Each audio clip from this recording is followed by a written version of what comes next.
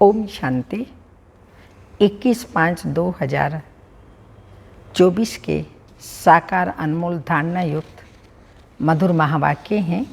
मीठे बच्चे, शिव बाबा वंडरफुल बाप, टीचर और सतगुरु है।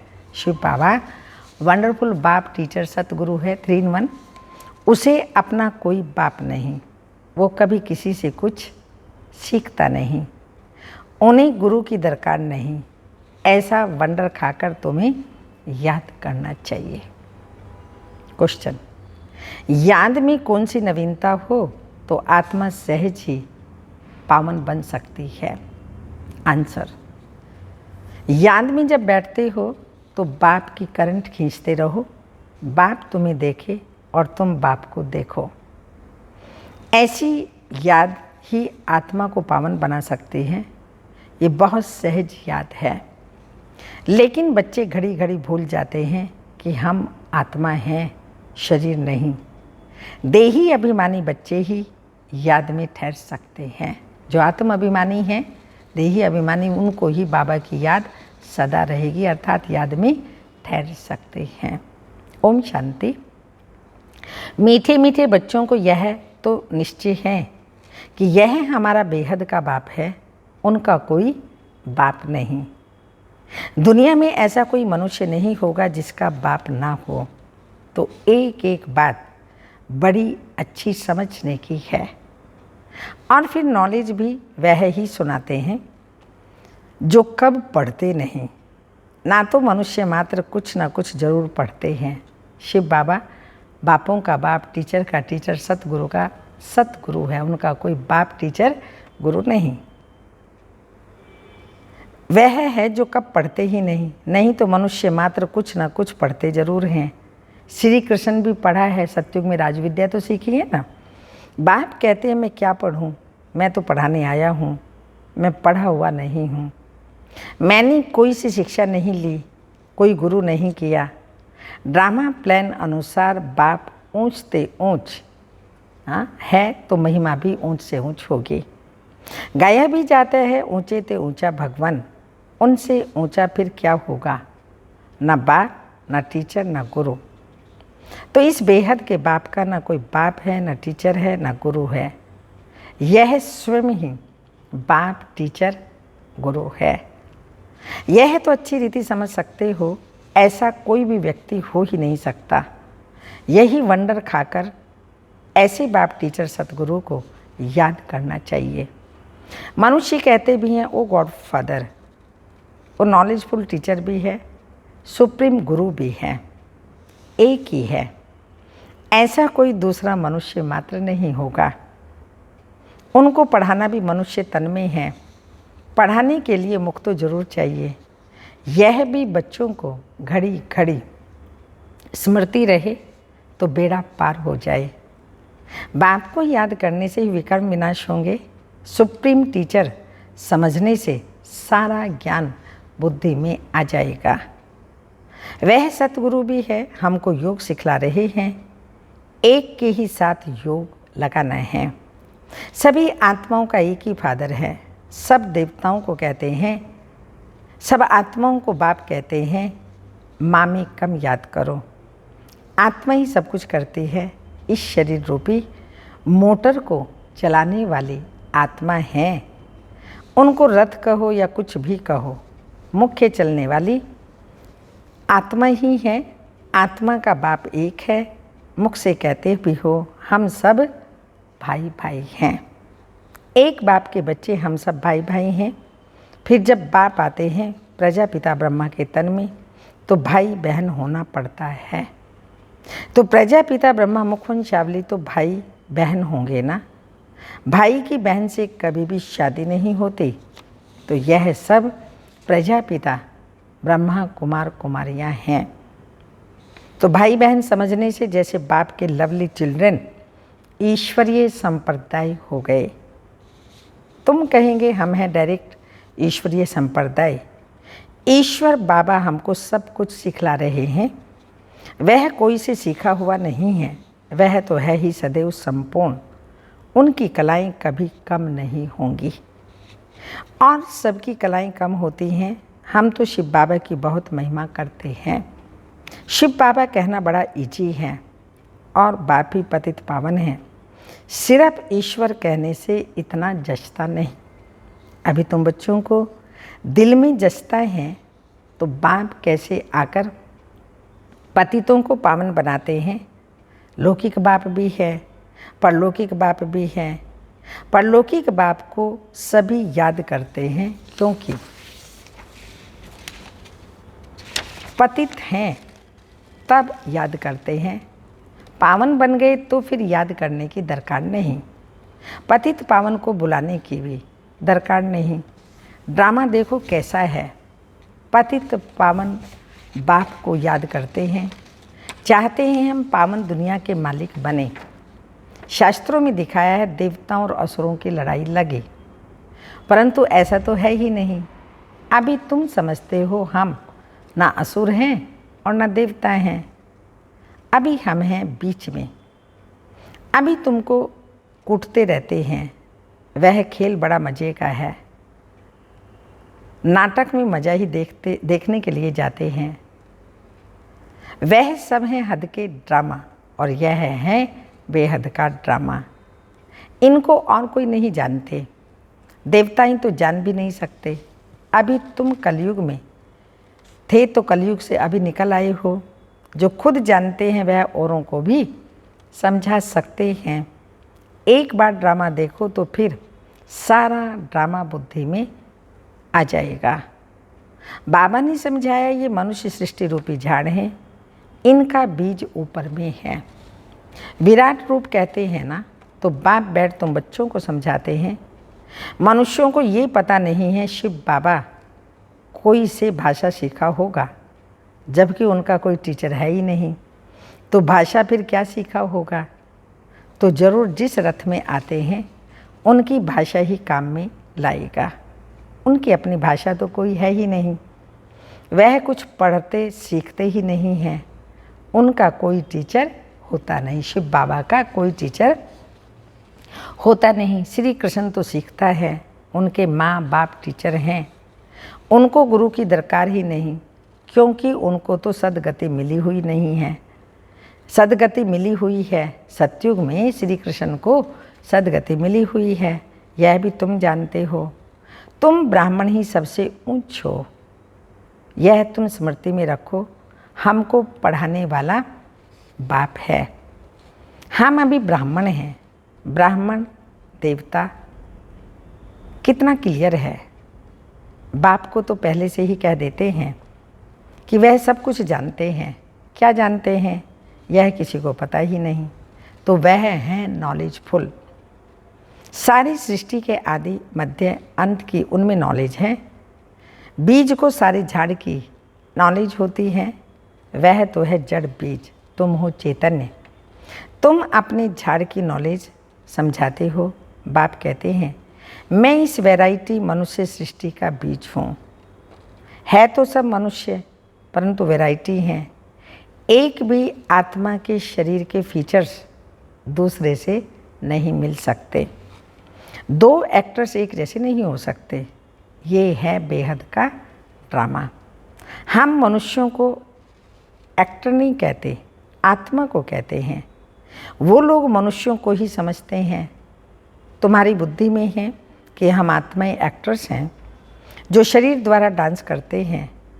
जैसे मनुष्य बंदर को डांस कराते हैं, यह भी आत्मा है जो शरीर को डांस कराती है, पार्ट बजवाती है।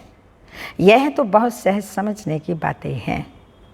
बेहद का बाप आते हैं जरूर, ऐसे नहीं कि नहीं आते। शिव जयंती भी होती है। बाप आते ही तब हैं जब दुनिया को चेंज करना होता है। भक्ति मार्ग में श्री कृष्ण को याद करते रहते हैं, परंतु श्री कृष्ण आए कैसे? कलयुग में या संगम पर? तो श्री कृष्ण का रूप इन आँखों से देखा नहीं जा सकता, फिर उनको भगवान कैसे कहें? वह तो सतयुग का पहला नंबर प्रिंस है, उनका बाप टीचर भी है।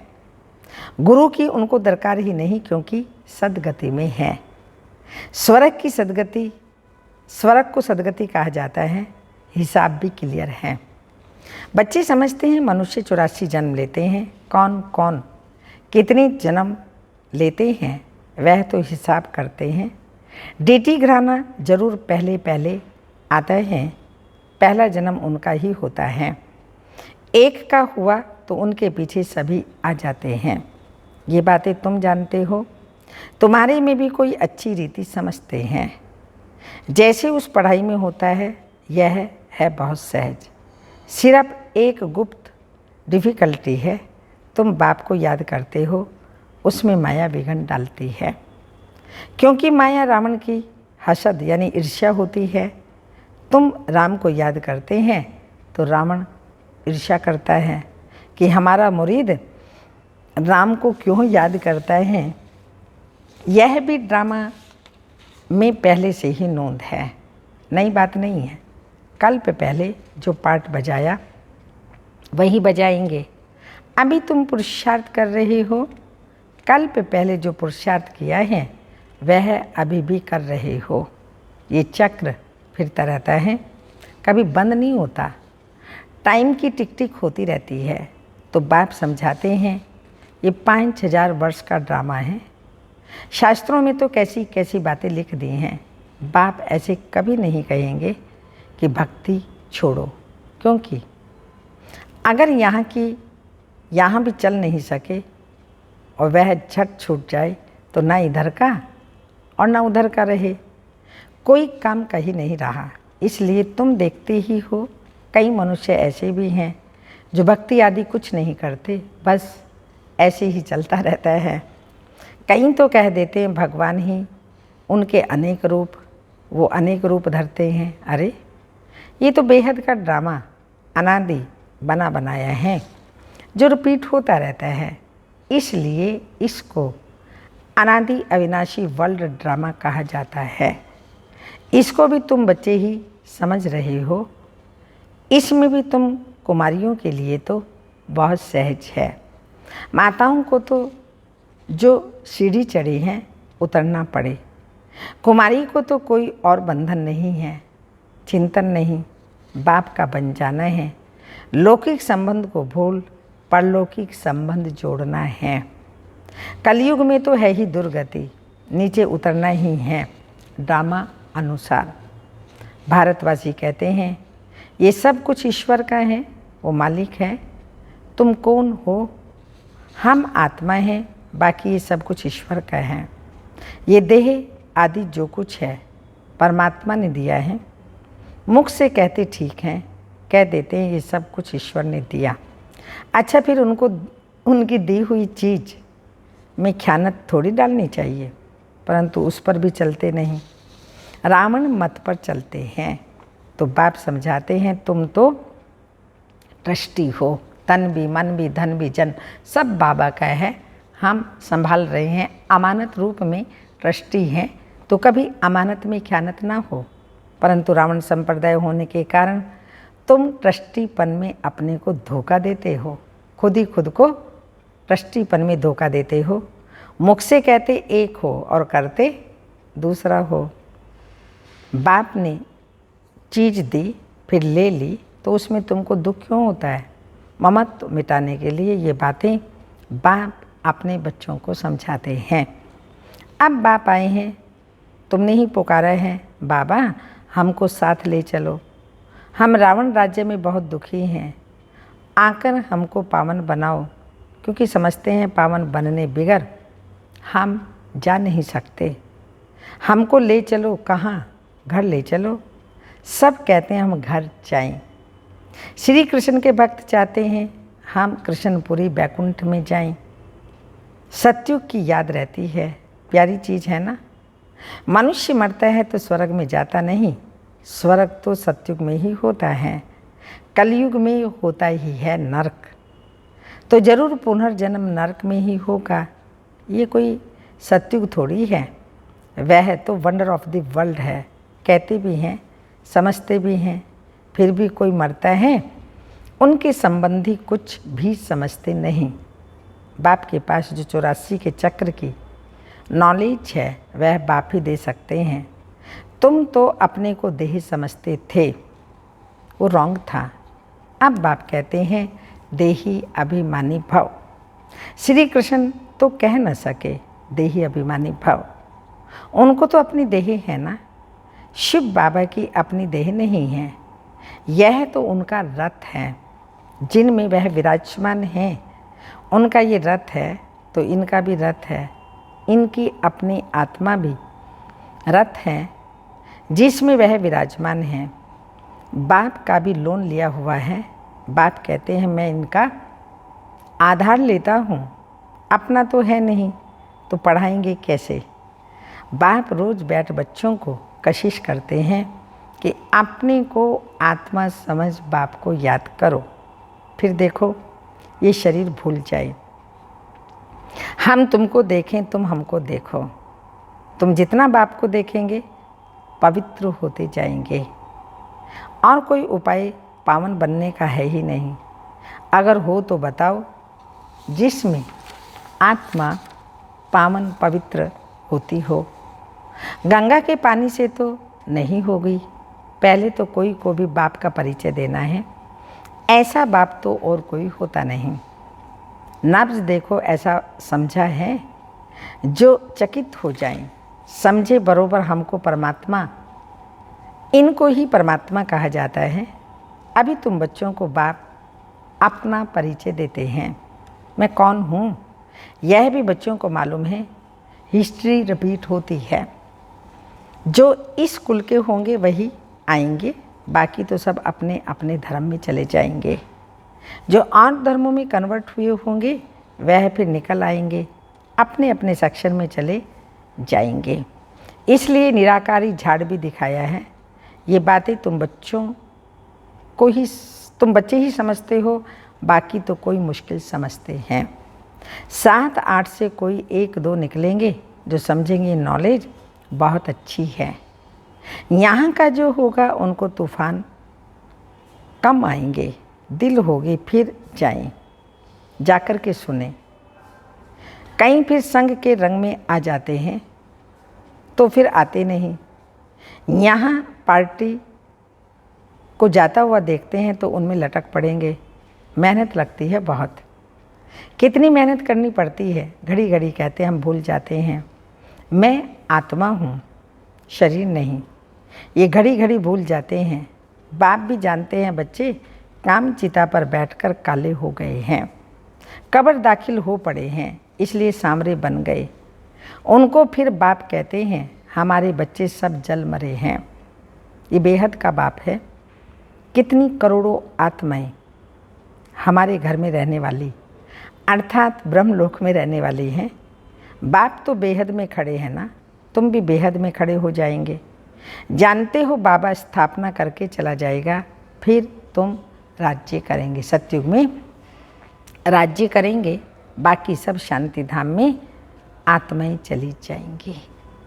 अच्छा, मीठे मीठे सिक्की लदे बच्चों प्रति माता पिता बाप दादा का याद प्यार। Good morning, diamond morning. रूहानी बाप की रूहानी बच्चों को नमस्ते। हम रूहानी बच्चों की रूहानी माता पिता बाप दादा को याद प्यार। गुड मॉर्निंग, डायमंड मॉर्निंग, ओम नमस्ते। धारणा के लिए मुख्य सार हैं, किसी भी एक्टर से रावण ईर्ष्या करे, विघन डाले, तूफान में लाए तो उसे ना देख।